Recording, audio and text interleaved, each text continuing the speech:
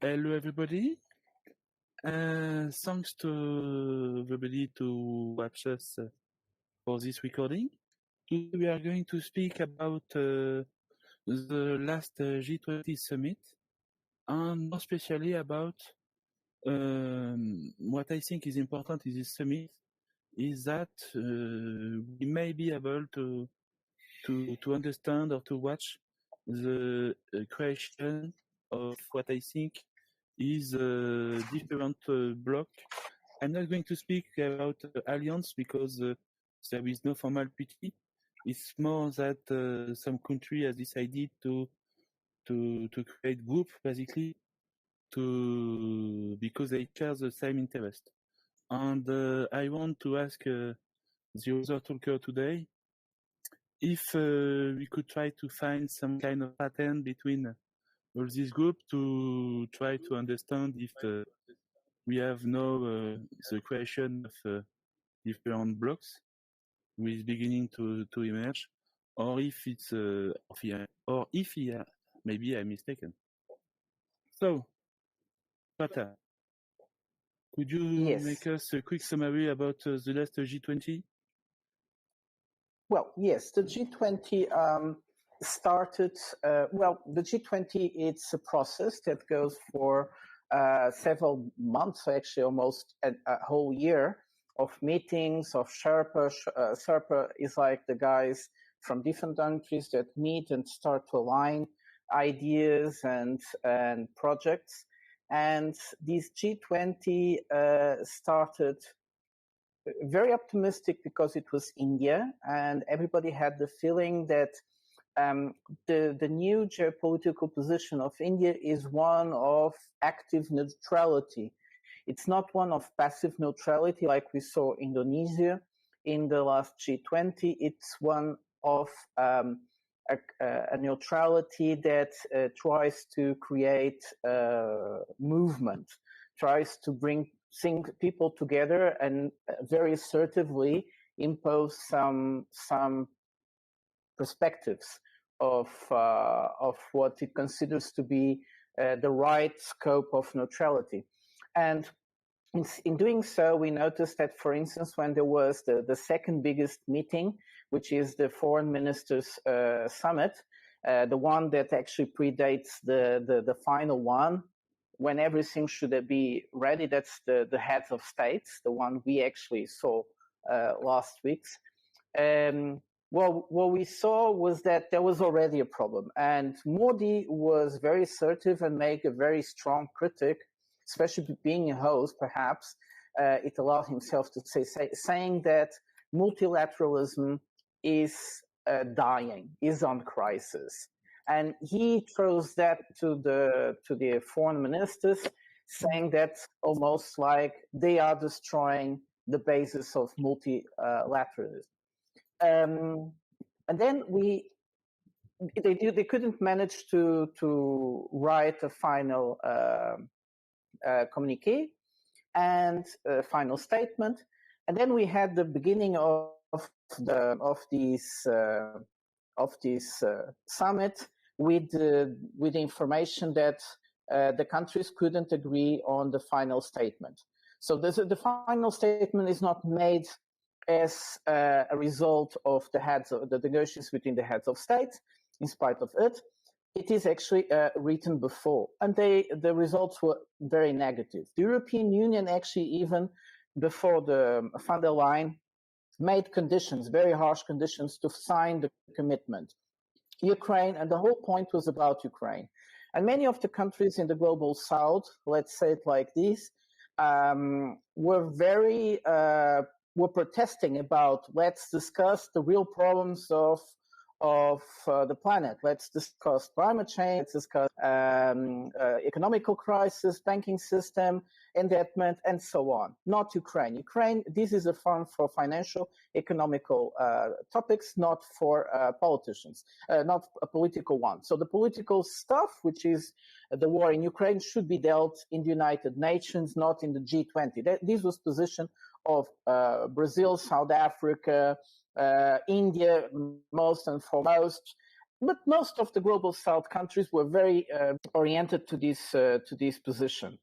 It was a surprise that on the finish, it was possible to sign a statement where Ukraine almost completely disappeared. They talked about sovereignty, that they have to respect sovereignty of other states. And if the way it was written, you understand that this is a much more global perspective. It's not just about Ukraine, it's about the sovereignty of all countries, especially because the so-called climate change topics also almost disappeared as the way the West was pretending to bring them into force. So this was also quite interesting. Some other things that were also very unusual were the meetings by side. So first and foremost, let's remember that Putin and President of China, Xi Jinping, didn't show up. Why they didn't show up? People speculate a lot. Well, it is obvious why Putin didn't come. He's running a war. Perhaps he needs to be over the moment. But why didn't the Chinese president come? This is an enigma, which many question about, probably problems inside, or probably because China didn't want to commit to what was going to be discussed in this G20. Many explanations exist. Let's not go into it.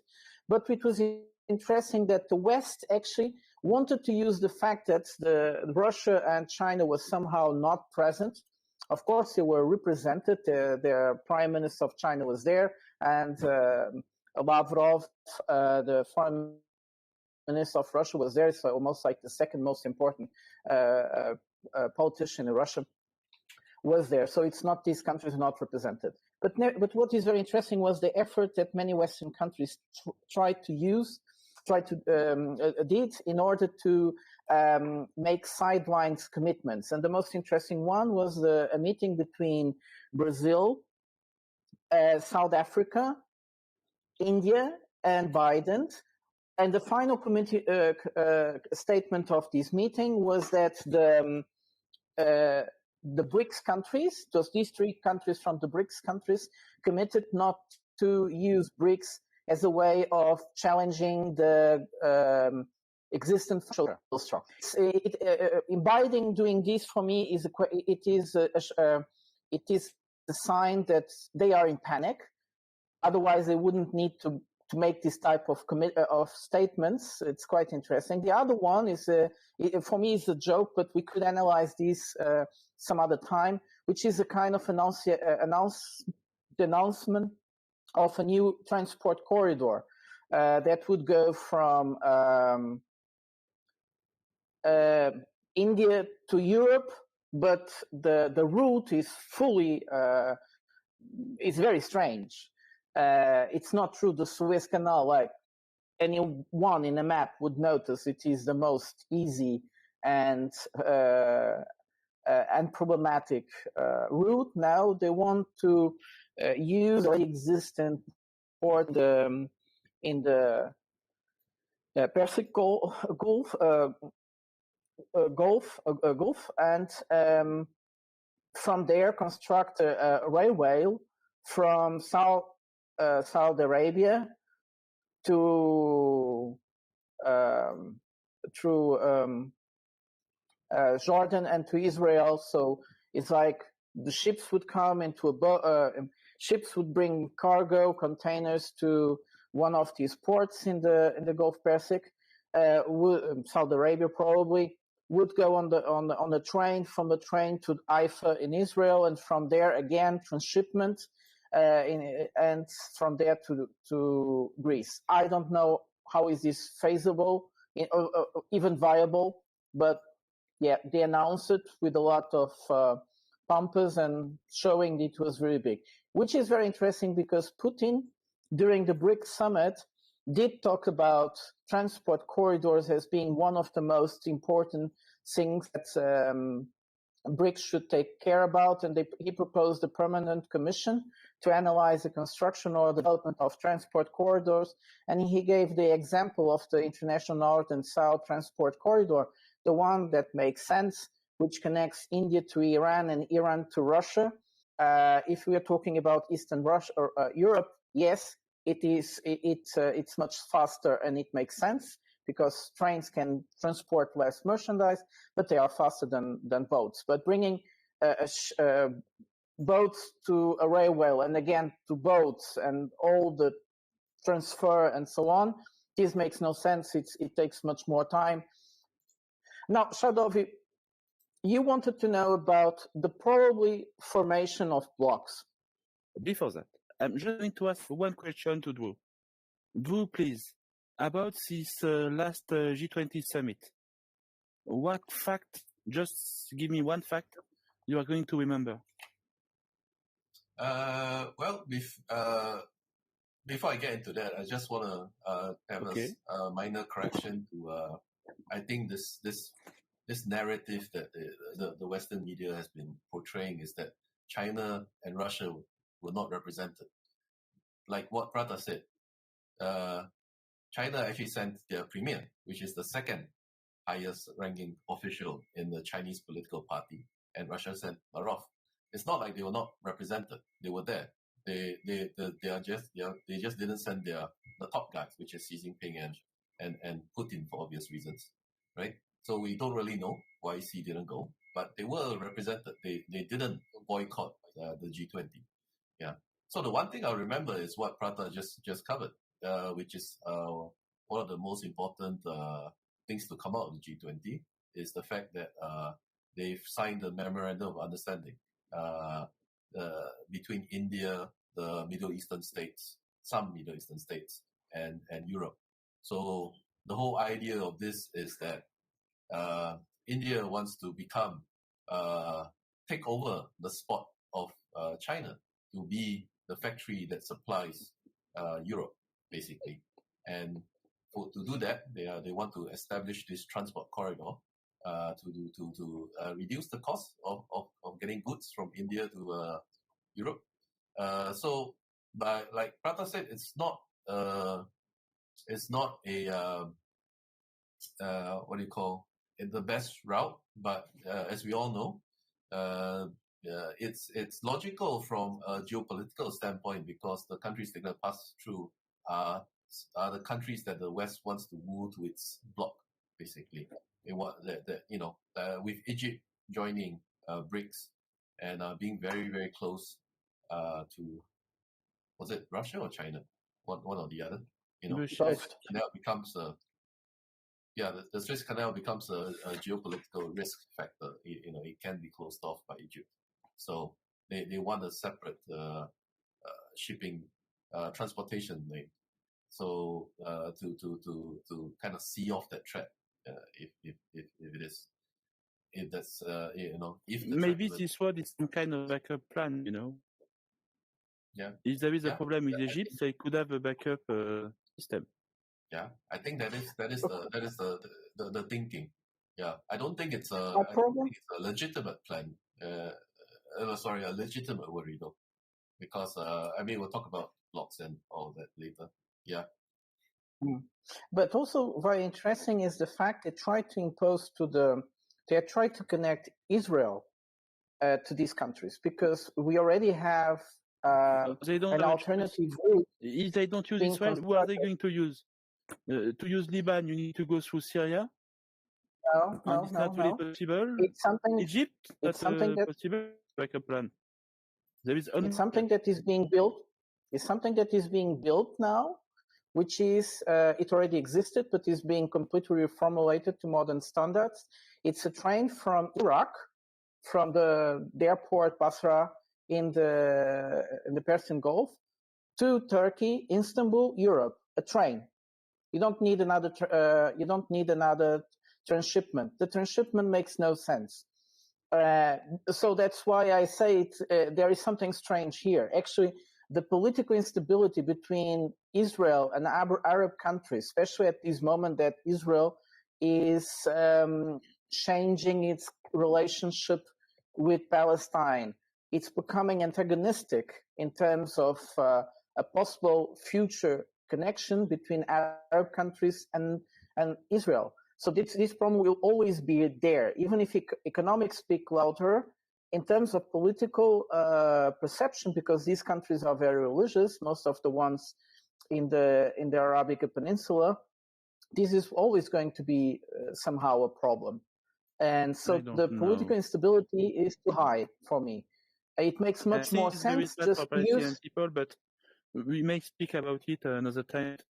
I think the Gulf states are less and less worried about Palestinians. Basically, they don't care anymore. The feeling I have from where I am is that there is less and less support for the Palestinian cause. I see a connection between the Abraham Accords, which were going very well, and the latest radicalization of the political radicalization in the Israeli government, and the fact that it is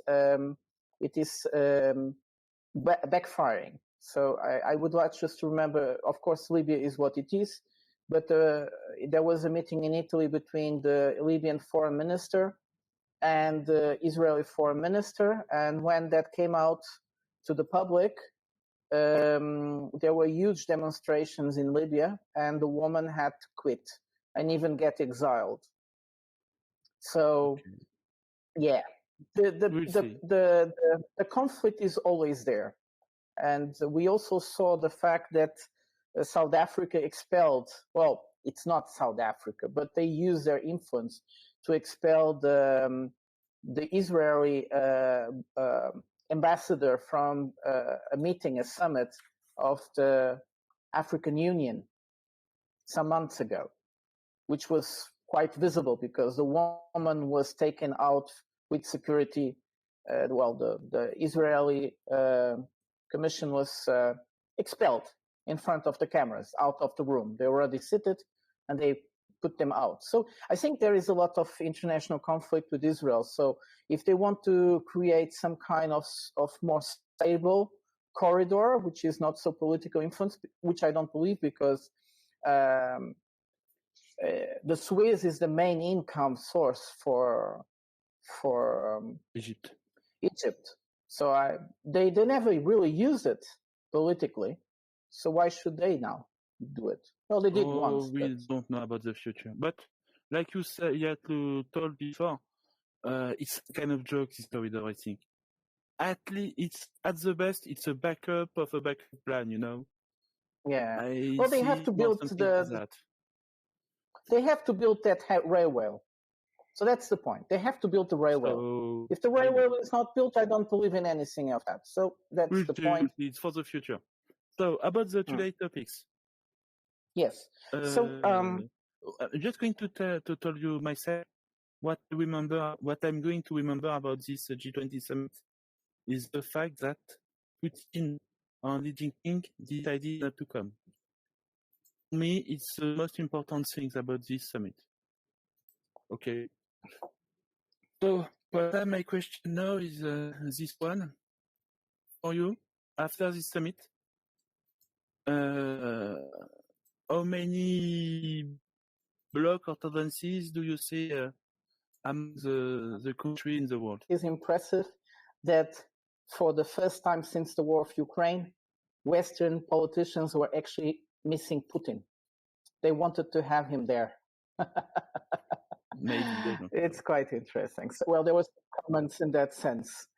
Yes. So, for your question about understanding the geopolitical divides that are happening right now and were accelerated in the last month more visibly. And that's why you're asking, because during the G20, that was quite visible, this divide. I found a very interesting study made by the Eurasian group. This is a kind of a consulting group. They, together with Oxford Analytics, they made a kind of, they tried to create a political risk index, more or less. And the study is very interesting because it correlates things that really opens our mind to what is happening, and it hasn't been happening now. It already started at least 5 years ago quite visibly, but now it has accelerated with the Ukrainian war. We have to understand that we live in the globalized world. Globalization didn't stop. It keeps going, advancing more and more, especially at this moment. We are seeing a very rapid globalization process between South-South, with South, which is changing a lot of economical configurations of many countries. At the same time, we have to question how come these geopolitical divides are going to influence us in the world that's almost fully globalized. And we can see, yes, just a second, sure. Starting. So this study tries to analyze the economical ties between countries, the military ties, and the political ties. Well, they don't talk so much about the political ties. This is one of the things I think it's missing on this study. The most interesting thing to see here is that they classified the countries from 1 to 5, being that 1 and 2. 1 is the East. They considered China. We'll come back to that. Which is what? The map, please. I want to see the map. I can't go to the map right now at the moment. Give me a second because I will try to explain the map first. So the most interesting thing is that they considered the East, not probably Russia and China, which is for me a surprise. They considered East pretty much China. And the West considered something like a unified entity called US and pretty much all the European Union, Japan, South Korea, and so on without their real position. Countries in the white will be neutral, and the blurred colors are their inclination toward one of these groups. So I must say that this relationship, East-West, we are actually talking about a connection that it's pretty much within the lines of Cold War. So I'm a bit surprised. It's not that it's completely incompatible with the new idea of multipolar world, but it talks about a world that is divided in two camps. I don't think they are very much that two camps, but let's see. So they try to classify countries to their orientation. The first thing we notice in this map is that there are many countries that actually very pretty much east. They are placed into the Western camp, like Egypt, Saudi Arabia. And countries that are completely east or become east very recently are not in this map placed on red. So I'm very surprised that Cuba, Venezuela, Nicaragua, or Eritrea are not purple. Very surprised. Nevertheless, let's go further. This map is very bad. I'm sorry, but yeah, I don't agree with it. Yeah, but I'm not so interested in the card by itself because that will be my critic. I'm more interested to the way they created this type of divide. So they considered, which is very interesting to analyze. If we did this study by ourselves, we would change a lot of the results. But as they already have the results, it's more or less visible to everybody. So they considered the West group to be tendency more democratic, richer, open economies. They have less political violence. They have less expropriation risk for economical investments, and they have more commitment towards climate change, which is very interesting, which should bring us to the idea. Perhaps the East are the countries. That? Yes. So then they talk about, what is this? Not what I wanted. Give me a second. Then they talk about the divide in terms of politics. And yes, like I said, the East tends to be more undemocratic, although there are many countries in the East or inclined to the East that are democracies. Also the same thing with civil liberties. Well, we are talking here about liberal democracy, as we all know, gender politics, reinterpretations of human rights, and so on. The East tends to be more conservative, and the West actually is not positioned so much to the free part of it, but they do like to consider they are, if you notice where the green points are. Political risk is pretty much also not this nation fact. It is true that poor countries are more unstable, and this is pretty much what we see here. If we understand they also are poorer. So now, this is the most interesting thing about this study, is that after analyzing these points, reading the difference between from 2018 to 2025, we see there was a difference. There was a strong movement within the ways that countries position themselves geopolitically, at least through these analysis. One of the most interesting things is that there is a movement of countries. So the dark blue is actually the right now. So the light blue, it's a bit opposite and makes it different to read. I think it was on purpose, because this graphic shows the decadence of the East in terms of ability to attract countries and societies to their pole. So we see a strong reduction of countries consider themselves aligned to the West. So in 2020, they consider 6 countries against 13 previously. We have countries that were considered pretty much West, now just leaning, trying to position themselves more neutral. Neutral countries also grow. I think they grow much more. And now, leading to the East, they considered that they reduced. I made a kind of a list of countries I would consider leaning to the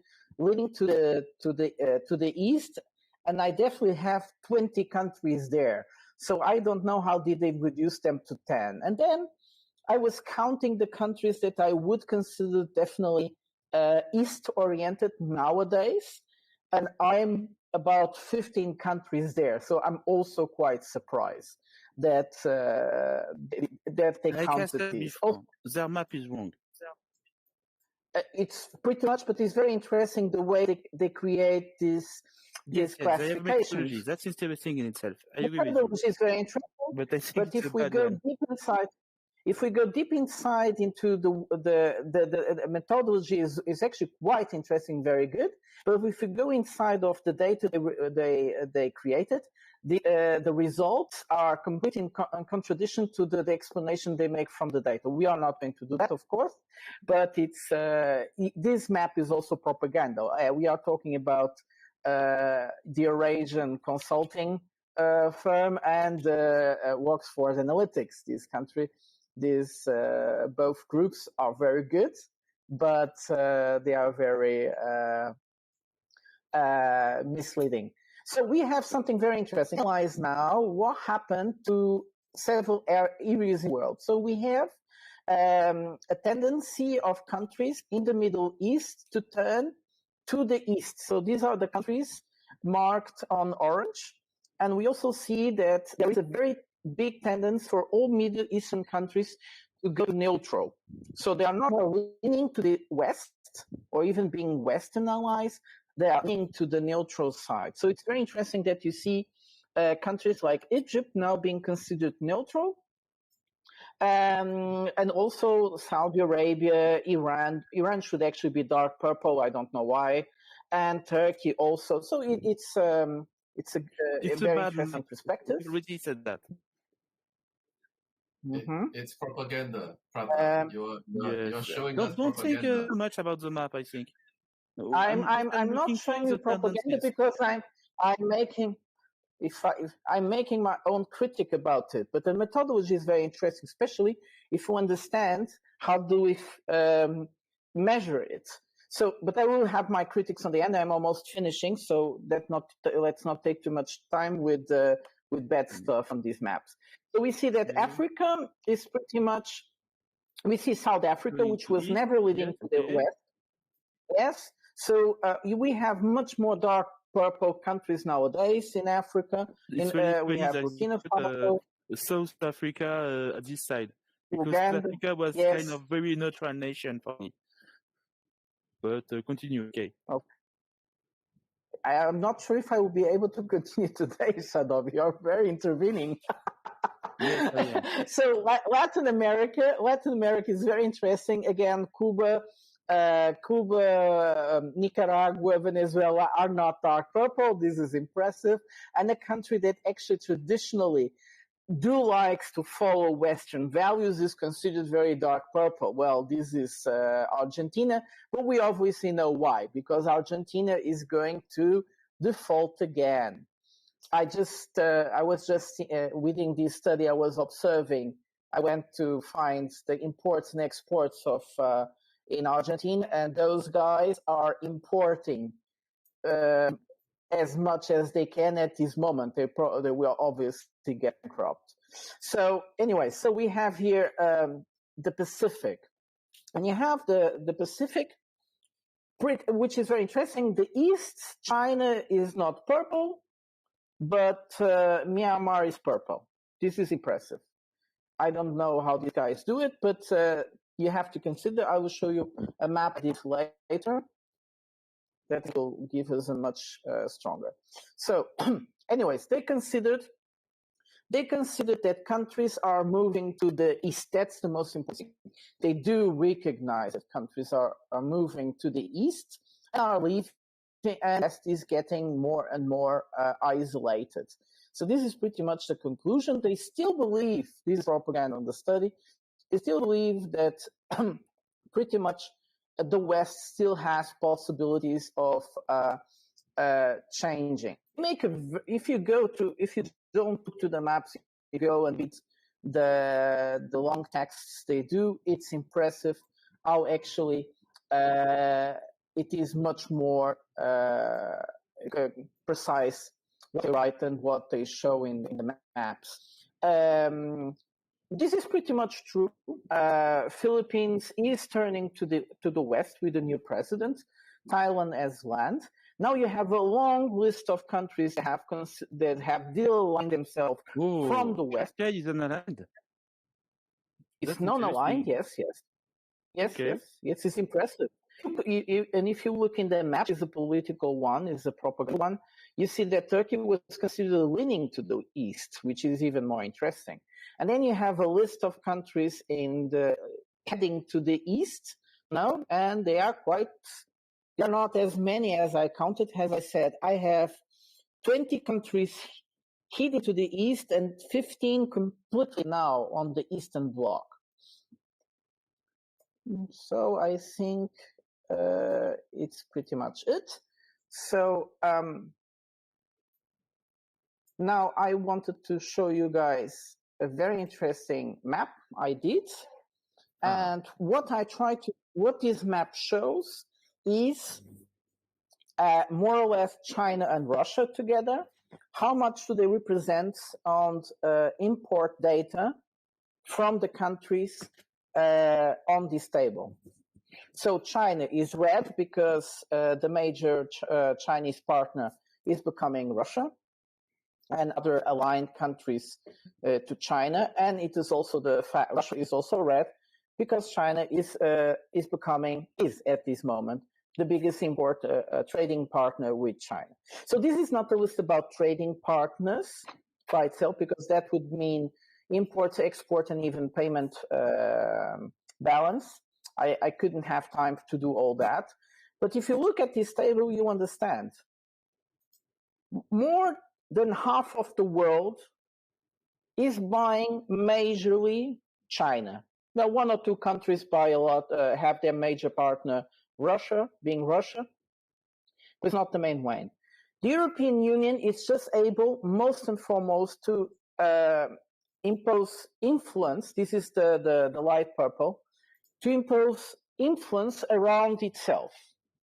And the United States, the same thing.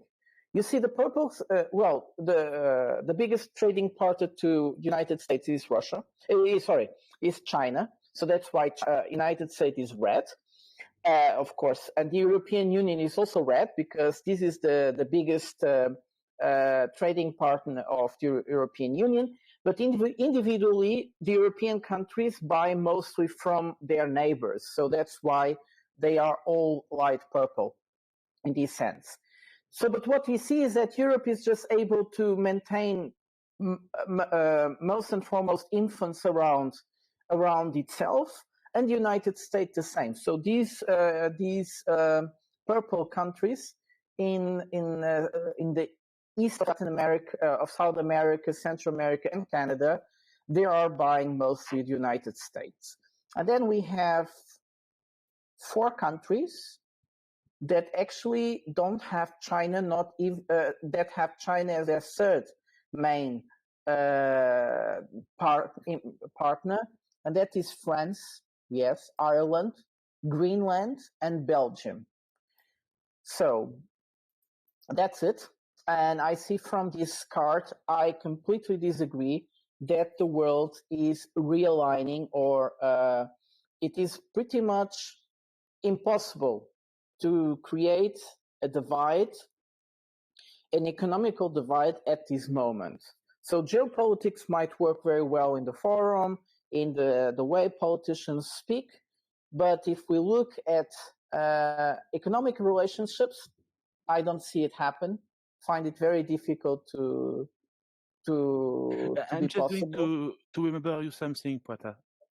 Do you know in 1914, the first trade partner of France was Germany. In 1939, the first trade partner of France was also Germany. So trade is never a good reason to avoid war. Oh, yeah, I never said that.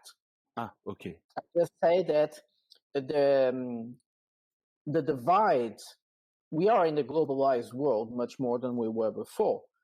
But the divide in terms of economical lines, like they try to explain in this course, it's not happening. Yes, wars happening mostly because of economical reasons, actually. But we were not yet talking about wars. We are talking about a line or realigned world, or the way the world is realigning itself. Most of the argument is not about trade. It's about political or sovereignty or things like that. Trade is a part of the thing, but not only. But but Shadowi, I'm very sorry. If you want to go to the political realignment, it is pretty much the same picture you will see here. With the exception of the United States, Canada, and some European countries, which might actually shoot themselves. Are we looking at the same map? Because on my map, China, United States are the same color. In the same side of your block? I don't understand what you mean. Because Russia, this map considers the main imports of each country from the concept of East. So we are mostly talking about China, but I included, like I said, Russia. So Russia being one of the main trading partners of China, that's why I placed China red. Yes. Oh. And Russia, the main trading part of Russia is China. But there are many countries in the list where their main trading partner is Russian. That's why they keep also red. Okay. You're basically showing us that for the trade, the whole world is connected. Okay, I think Drew and me agree with that. Mm-hmm. So, and the light purple is when China or Russia is their second biggest partner, right? And the blue one is when it is their third biggest trading partner for imports. For exports, this map would be very different. China export product everywhere. Yes, we agree with that. Yeah, this So just this shows tells where China sells I stuff. don't understand where you want to go, Prata. This doesn't I did really say explain it. much other than China sells stuff all over the world. Yes. That's what it Yes, says. And and it's everybody for is everybody, to dependent. everybody. Yes. No, I'm Yeah. so sorry. Look, okay, Shadowi. This just explains that the commercial ties with the East all over the world are very deep. So the geopolitical divides are not being able to destroy them. I haven't found a country where China was becoming their biggest partner, stronger and stronger every year. And the geopolitical conflict already started a few. For Fox News for 30 minutes. Again? Try to listen to Fox News for 30 minutes and you are going to understand. There is going, for them, in the mindset of a lot of people in USA, they are going to war with China. It's really sad. Yes, it's very strange to think about it, but they are just crazy like that. Yes, they are. And if you listen to the Indians, they will do the same. But the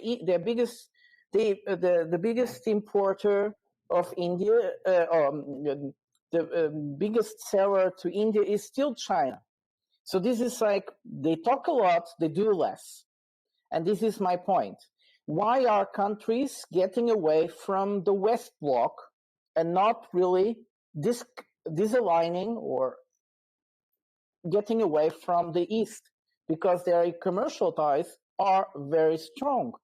And yeah.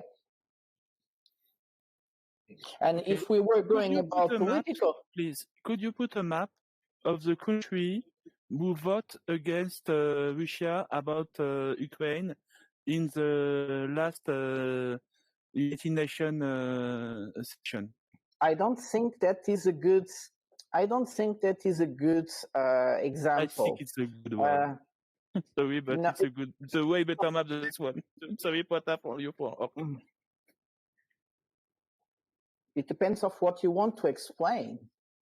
Yes, if you want to explain that China export product everywhere in the world, I think it's a fact that everybody understands.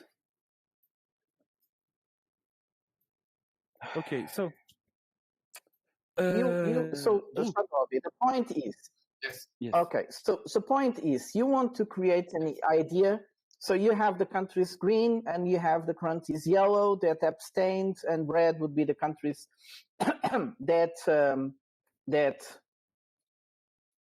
voted against. So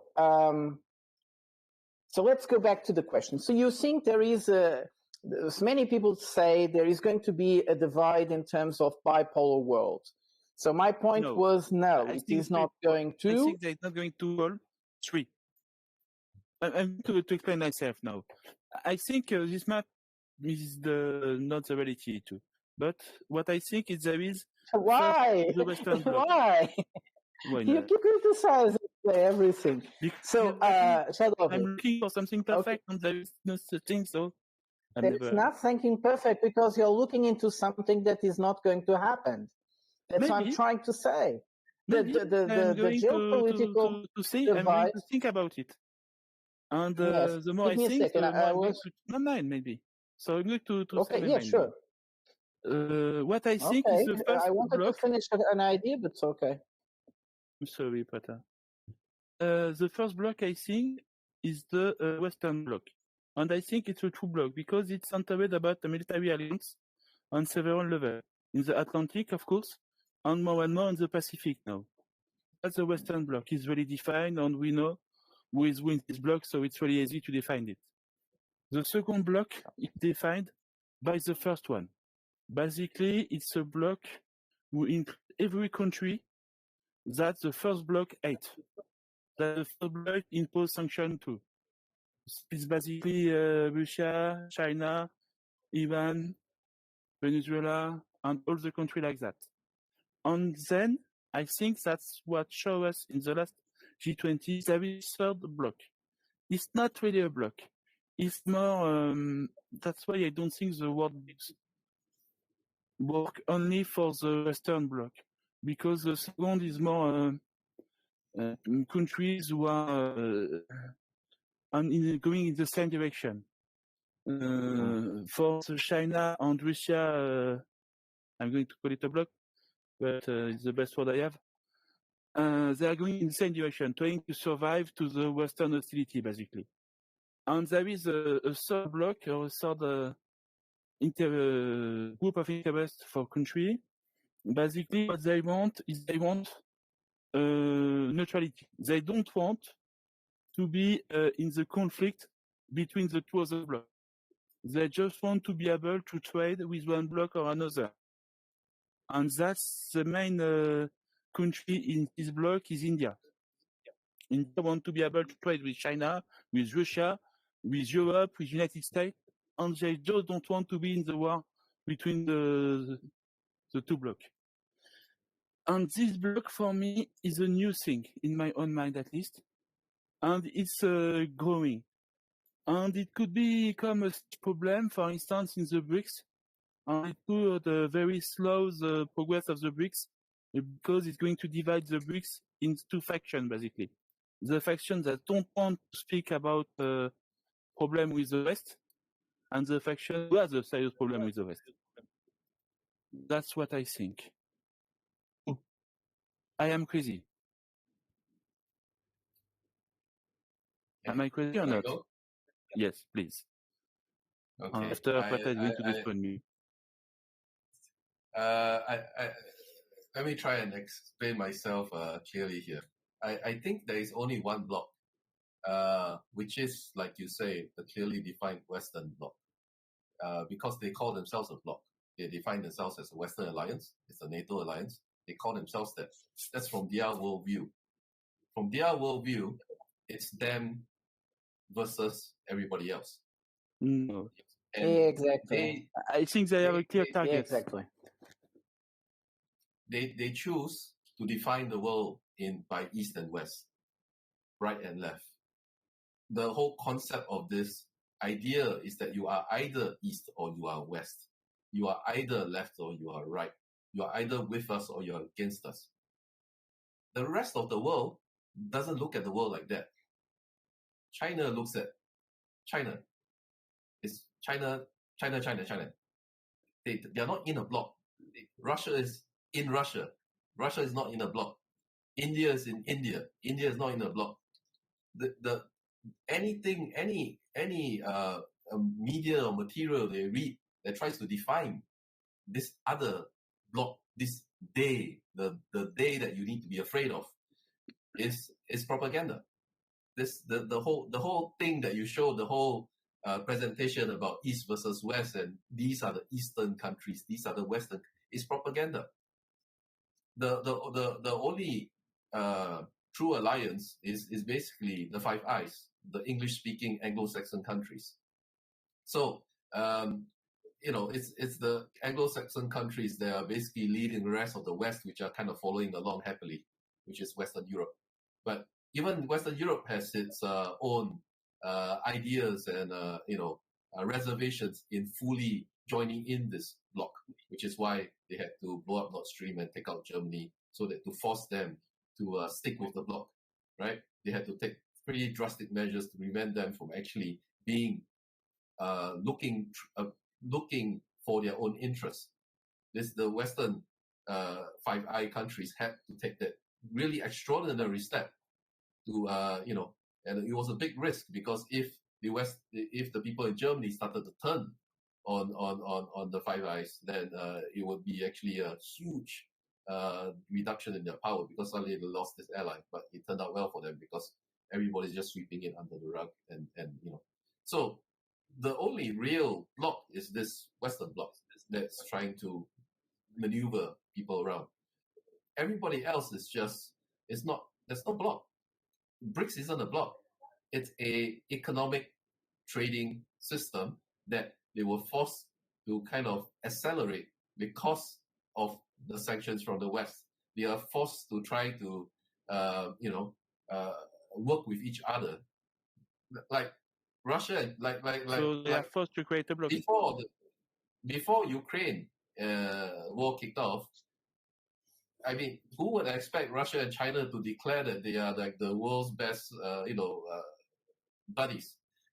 No, it's the war that forced them. It was coming. No.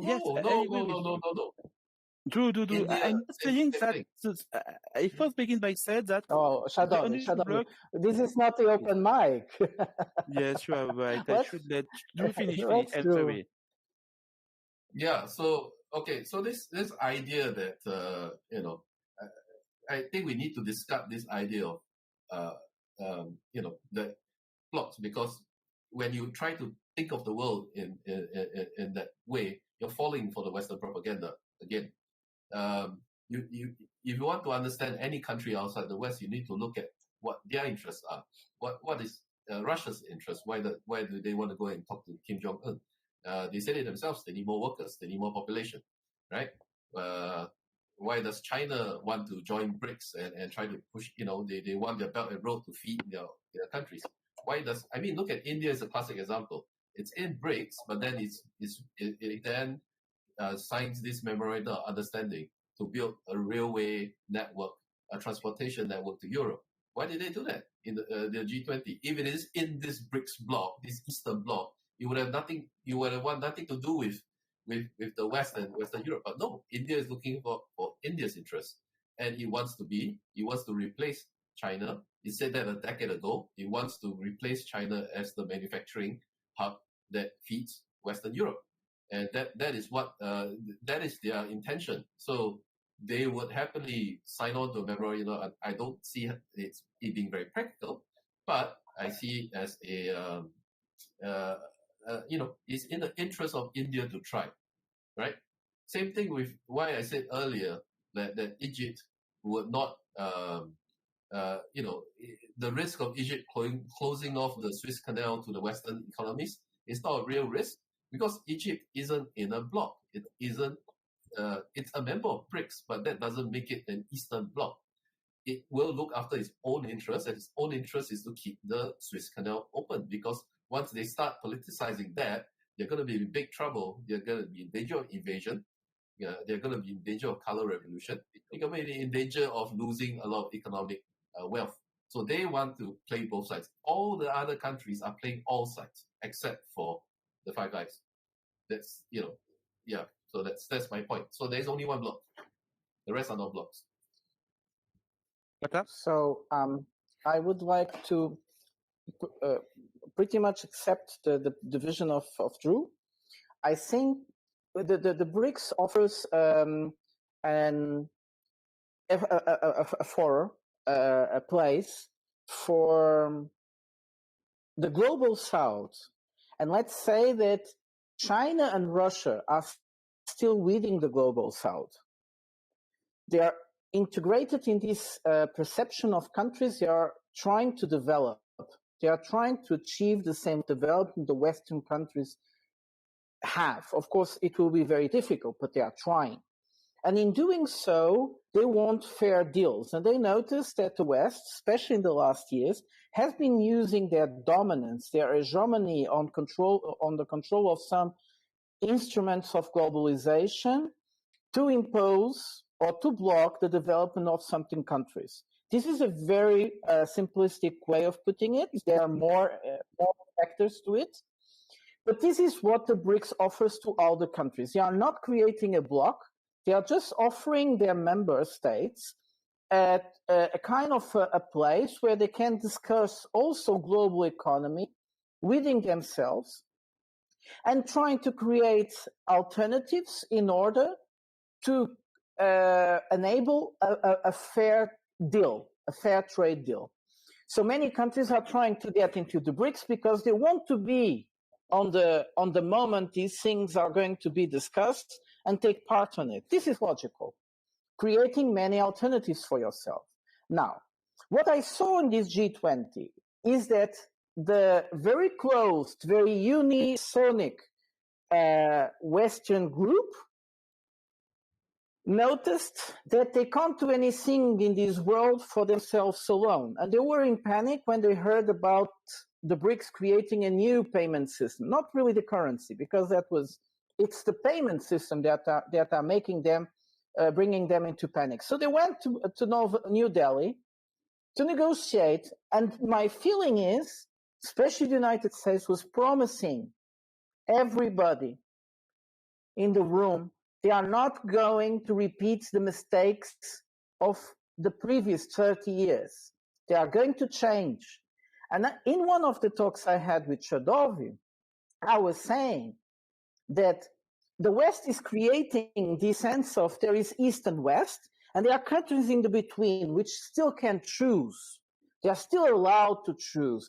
Come to our side. But this is not what is happening. Well, that other map that we were seeing, the one of the elections for a resolution against the Russian invasion of Ukraine, many countries, the green ones, were obliged to vote for it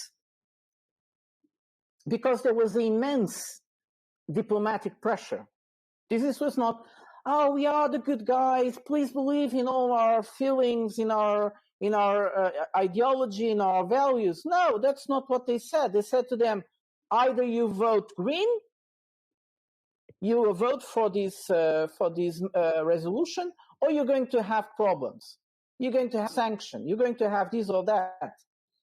So what we see is an acceleration of countries de-aligning within the same, using this kind of concepts I was showing to you, which was very interesting because they created this concept, but if we really apply these concepts, they completely destroy themselves. They desmoronate. So what we're seeing is that actually countries are becoming more global south. And becoming more global south, it means exactly like Drew was saying, it's not belonging to any group. The mistake will be if China lose its temper, or even Russia, but I think the Russians have been showing a lot of temper. If China loses temper, and in the economic war that the West is trying to impose on them, that they do something stupid that will make the global South believe they are between two blocks. But we are not there. We still don't have the East Bloc. We have, though, a group of countries, they are becoming more and more critical. And this is what the West calls the East. Russia, Belarus, China, Eritrea, Nicaragua, Cuba, North Korea, Venezuela, Uganda, Mali, Burkina Faso, Central African country, Myanmar, Iran, Syria. Yeah. Now, Shadowi, why do you think Putin invited the North Korean president? Perhaps to integrate him into the global South, and I am finished. No, okay. Before we get into like Putin and Kim Jong-un, I think I will correct a couple of the language that you used in the last thing. China and Russia are not the leader of the global South. Again, they're not the leader of anybody. They are not. The global South, yeah, but that's the first thing you said in the sentence. You see, the language that we are being forced to use is the language that the media throws on us. They are not. The global South doesn't have a leader. China is just the biggest economy there, so people listen when they talk. Russia is also a huge provider, one of the world's largest providers of raw materials. So when they talk, people will listen. Plus, they have a lot of military technology, right? So, and no, you are forgetting about political, though. I'm sorry, but the war with Ukraine have put Russia in a frontal opposition to the West Bloc. Yes. And at this position, a lot of countries is looking at Russia just for that, because they are fighting against the West. There is a nuance here. Okay, the nuance is this. There are no anti-West countries. Zero. There are. Every time you listen to somebody say... You are not serious when you say that. I'm serious when I say that. The question is not who starts the wars. No, hang on. That's not the question. The question is there is actually a country who are opposed to other countries. Let me explain. But let's listen to let him finish his thoughts. It's very good. So go on. Yeah. We can reply then. Good. Yeah. There is no such thing as an anti-West country. Again, when you hear anti-West, it is always coming from the English language media. Yeah.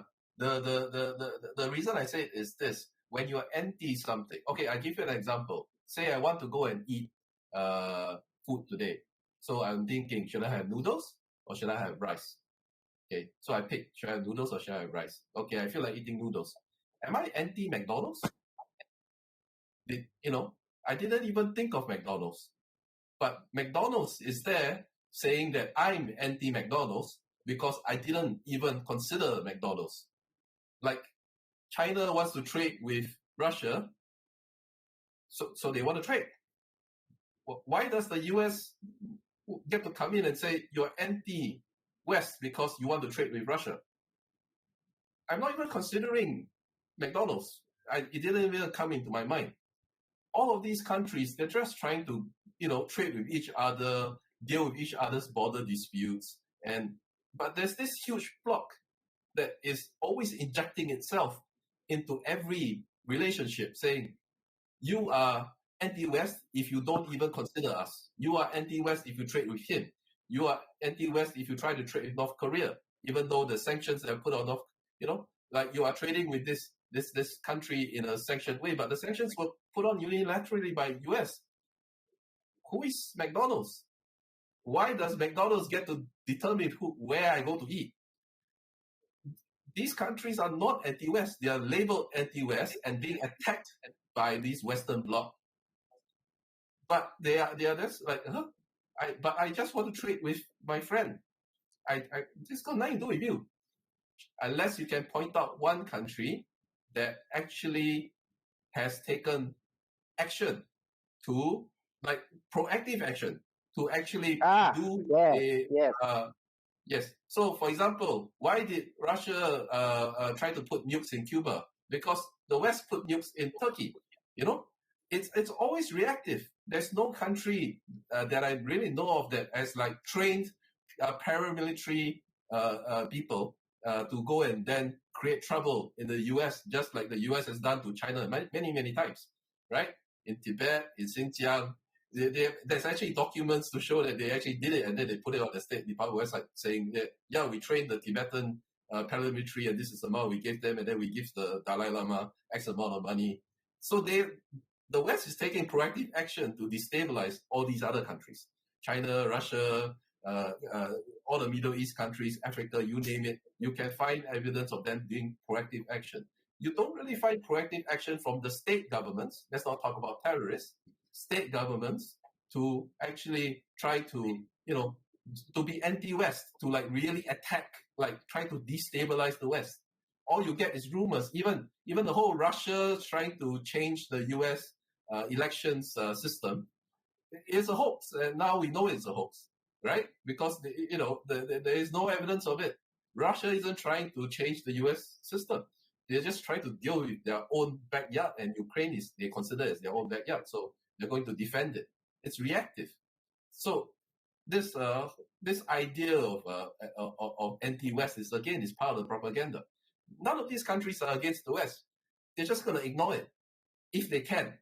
If they can, they will ignore it, and they will trade with it when it's profitable. That's it. So, Prata, you speak before I answer to this one? No,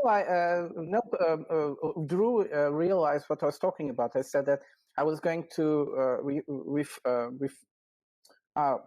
say that these countries sometimes have a very anti-Western rhetoric, but is reactive, is not proactive. And he actually picked up it, and I think Drew made it a great explanation.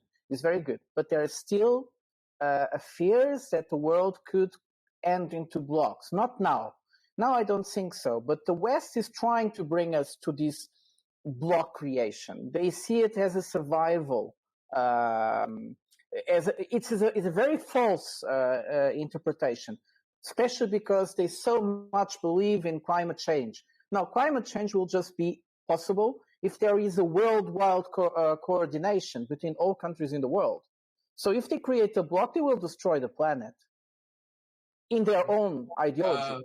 in their own No, ideology. I mean, even the climate change thing is a huge propaganda campaign. Everybody in their mind thinks that the West is the countries that have been doing the most for climate change, right? But the one country that is doing the most for climate change is actually China. They have more wind than all of Europe and US installed capacity combined. They have more hydro and more solar than all of Europe and US combined. They have more, like they have more nuclear than the rest of any other country on Earth. And they are building 24 new nuclear plants right now. So it's like, the West says that, oh yeah, we're green. China is polluting, but it's not the case. You look at the facts. They actually invest far more, China and many other countries, actually, they can afford it. They invest far more.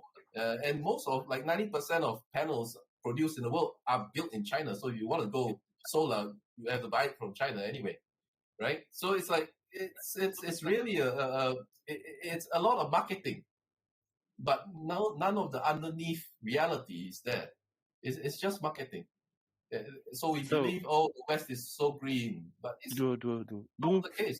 What I want to say when I speak about Bloc is not, you answer another question. You answer the question, who starts the hostilities? That was not my question. My question, I agree with you that the Western Bloc is here and the Western Bloc is offensive and try to impose his own value to the other country. I agree with that. Okay? But actually what I think I never said that. Is that okay?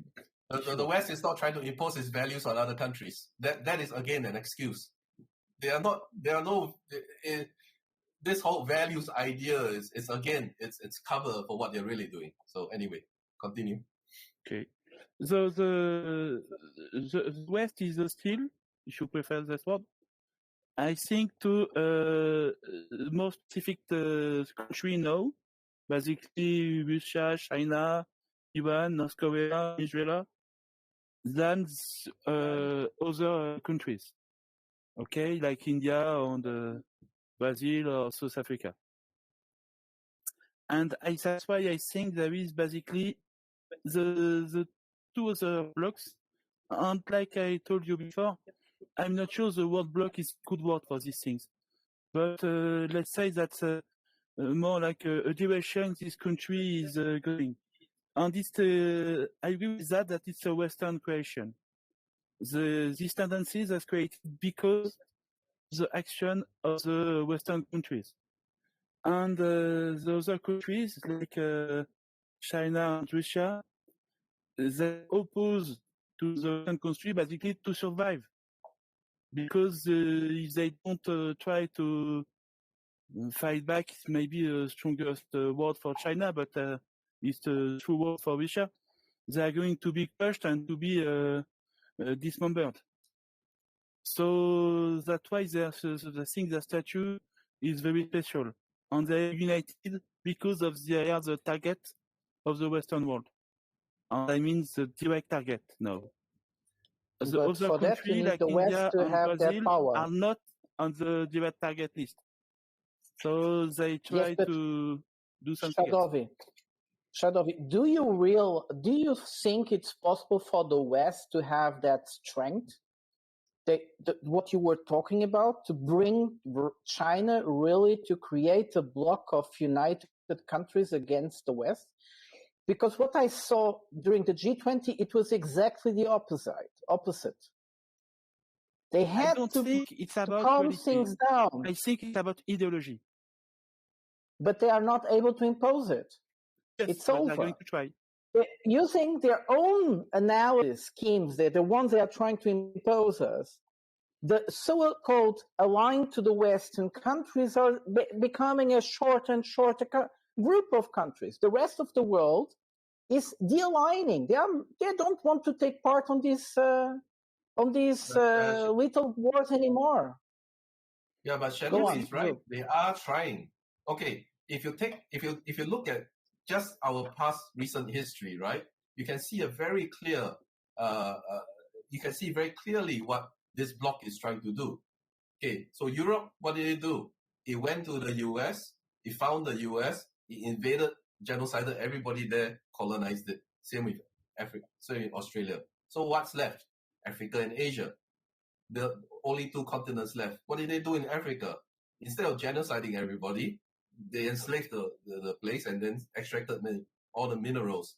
So just like we found out recently, all the uranium is being taken by France, and they leave what? How many percent? Less than 5% for the locals.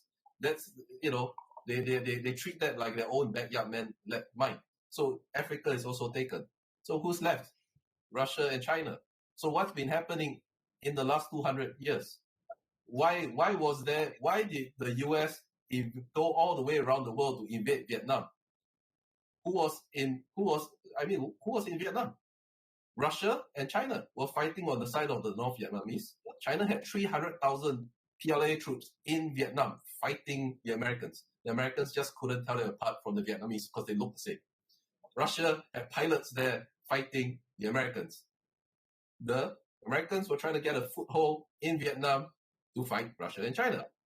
Why did the Korean War happen? Same thing. Why is there Taiwan? Same thing. Taiwan is a result of the US funding a losing political party that was there, that was to counter the winning. I mean, the party that was that everybody in China overthrew the dynasty's fall. And today, Ukraine is the same thing. Exactly. So we are playing the same game over and over and over and over again. First, we have a Vietnam War, and then we have the Korean War, and then we have a bunch of skirmishes in the Middle East, Afghanistan included. Now we have Ukraine.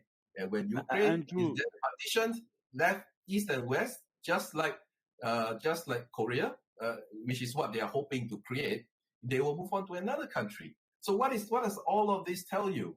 It's the Western Bloc that has invaded the US, invaded North and South America, invaded Australia and killed off everybody. Now they're trying to take out the last two remaining large countries in the world, China and Russia.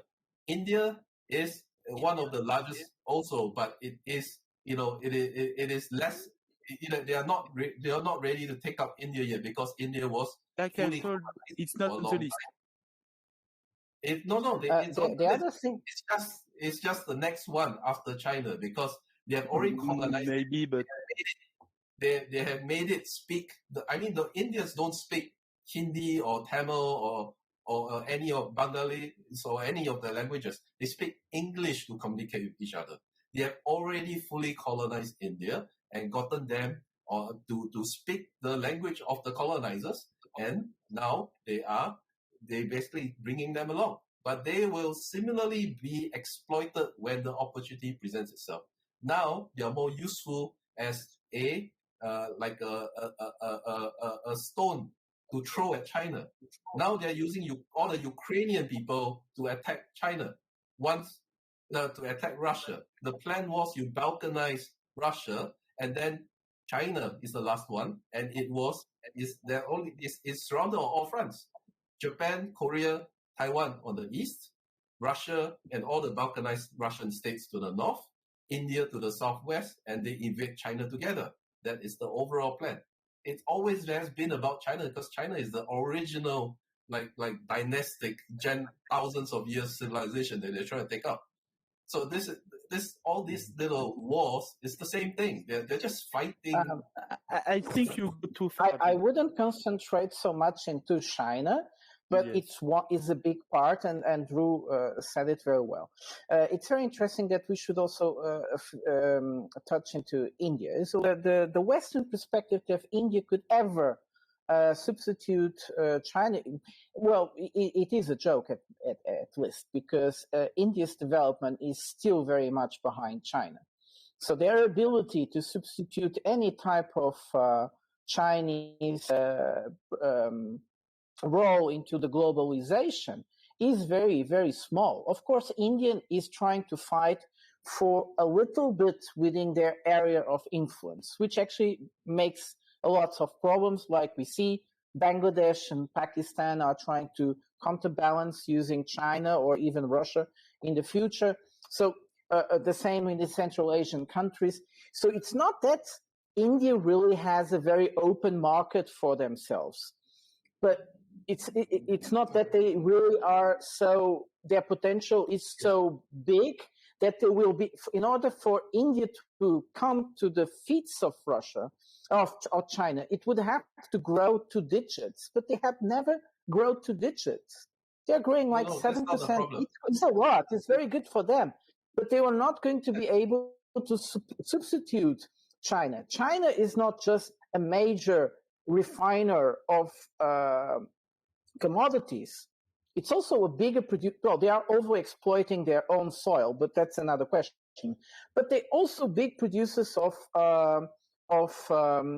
commodities. But I don't see that much happening into India. Most of the things they have been discovering are enough for themselves, and that's it. So I don't see India anytime soon any possibility of substituting China, especially when they are so dependent on China for everything, which is also quite impressive. This view that India is not as developed as China is not a very true view. India is actually a very, like China, it's a very developed country. If you go there and look at its cities, there's skyscrapers everywhere.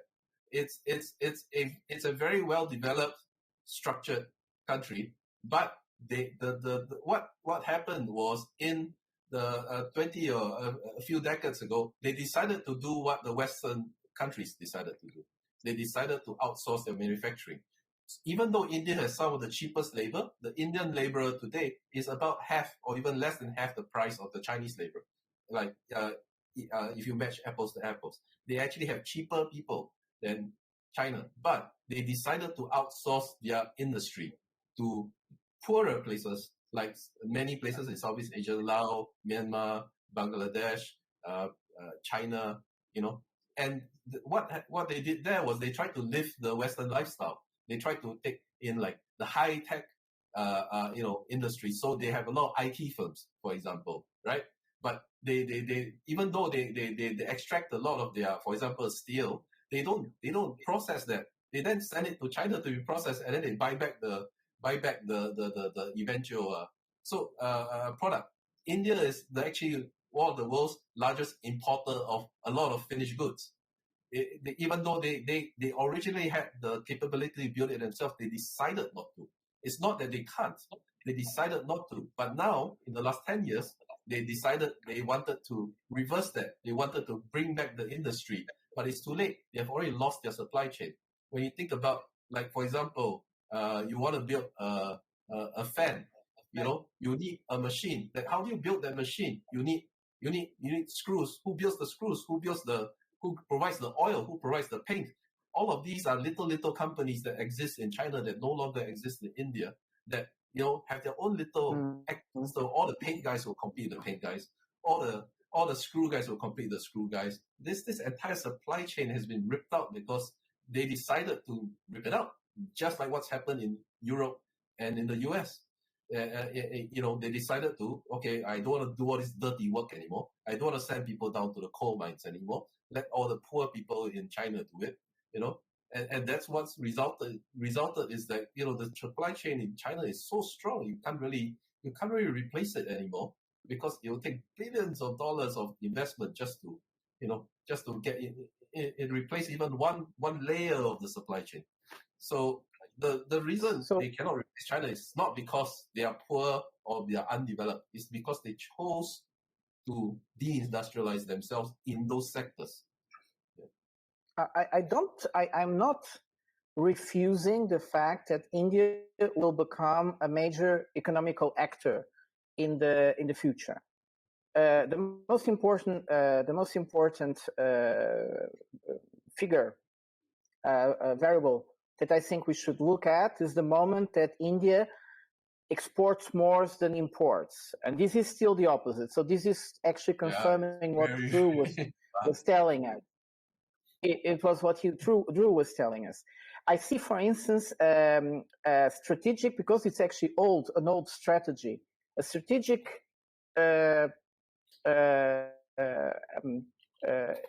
selling of cheap energy to India from Russia. They want to counterbalance power in Asia. Now, the moment for the Indians, this is very difficult to counterbalance. In a way, they are depending from the supply chain of China in order to produce anything. The other way, they are dependent on Russia to get cheap energy. And on the other side, they are dependent on the markets in the West, which they have little access to because supply chains, like you were saying, from China is amazing. That was the other map I showed, which is the ability that China has to create a world like this, where most of the countries have to import merchandise from China as their first biggest supplier. India will not, it's too much. They will not be able to compensate for that. But India is becoming one of the major economical players. It is already, because they are 1.5 million or whatever, and they will grow more, but they have many problems. You told us supply lines, the first one, energy, I just talked, market, which is the West, so we are completely dependent on sanctions, much more because the West can survive with India. It will not be able to find a substitute for China. And last but not least, my last one, education. And the Indian education is still very, very far from achieving levels of industrial production that will enable them to grow more. And I have several indicators for that. IQ, in human index development. We have to make closure. No, let's Still has to refuse me. Come on. Yes, always. This is a mouse. Okay, I'll do it. I'll make it quick. Okay. There are two things that really hurt India right now, and it's not any of those things that you mentioned. It's two things which every country tries to industrialize has to deal with: the labor laws and land. Land acquisition in India is particularly difficult for foreign companies because they don't allow private transfers of land. You can only buy it from the government. So there's a lot of corruption going on there. And even if after you buy it, there can be other claimants that come along and say, no, that's my land. There's a lot of that kind of problems. So you imagine you try to go to India, you try to build a factory. You spend $10 billion, you build a factory there, the factory is running. A year after you open the doors, somebody says that land is his. They go and fight you in the court, and you realize that what you bought was from the wrong guy, and then you lose your entire $10 billion investment. The guy takes over your land, and voila, gone. That's the problem big problem that India has. The second biggest problem that India has is labor laws. They actually try to follow a lot of the labor laws in the West, which is a lot of individuals' protection. Whereas so you go to India, you hire a bunch of guys, you can't really get rid of them. In China, it's the opposite, right? You hire a bunch of guys, you don't need anyone, you get rid of them. So these are the two biggest problems that's plaguing India in terms of foreign direct investment. That's why a lot of companies that move out from China, they didn't actually go to India, even though it has a huge population that's half the price of China. They went to Vietnam, they went to Thailand, they went to Myanmar, the Southeast Asian countries, which actually have a lot more lax labor laws and easier land laws. So anyway, yeah. So for my account, the next China is Vietnam. For my account, not maybe, India yet. Unfortunately, they're a lot smaller. Vietnam, the land is like that. So it's thin land. They don't have a lot of land to. But a lot of population. But I need your closure now. Oh, okay. So it was a great discussion today. Thank you very much for you both, Drew and Shadowi. Also for your discontentment with my ideas. Well, the ones I was projecting and the ones I was going later to the end, still a big difference. Nevertheless, thank you very much, Drew, for clearing up all my thoughts in an amazing way. I'll come in later. Yes. So for me, we definitely are into the movement, not of the creation of blocks. We are definitely right now, as things looks like, is the the Western Bloc probably in the near future going to be not dismantled, but to slow down, well, to their frontiers to dilute in a way. So I hope this happens, especially if we finally get the end of the Ukrainian war, and with the end of the Ukrainian war, a peace deal will create a new architecture of how the security architecture for the world that will be more stable, more fair, and allow other countries also to take more power into decision making in important global institutions like payment systems, lending, developing banking, and so on. Also amazing in the G20 was the fact that Western countries gave to the World Bank more liabilities in order for them to lend more money to the developing countries. I'm very skeptical that this is true, but they promised. Many promises was made from the West, which I was very surprised they were willing to do, and with less conditions, more unconditional promise. And we have to wait and see how much the West will be actually willing to do that. I remember a very important summit in 2021, the European Africa Summit, and they promised the Africans back then $100 billion for infrastructure development in Africa. The idea was to combat China. They did nothing. They did nothing. It is always the same. And this is the problem with the West. And this time they were very, very, how can I say, open hands. They were ready to do everything. If you look at what they were doing, promising during the G20, and I think they were not going to be able to deliver. So this type of a world that is not willing to go into the promise of the West, it will enforce itself. So I don't see the creation of blocs, but there is also a danger of a creation of blocs, especially if something very bad happens to China or even to Russia, and then they would have to, in a move to survive, to really bring their best friends to a kind of club. But I hope that doesn't happen, and it's very far away. Okay. So, and last but not least, last but not least, wait. I think we took. Come on. I think today we touched a very, very good topic for a next recording. I think somewhere in time we have to do a recording about India and exploit all those things around this amazing country we have. All these little, to discord a bit this enigma, which is India. And India is a very interesting enigma. I think we have talked a lot about China. We can keep doing it. But let's give some chance for India as well. And Vietnam. Okay, so Drew, your turn to make I'm over.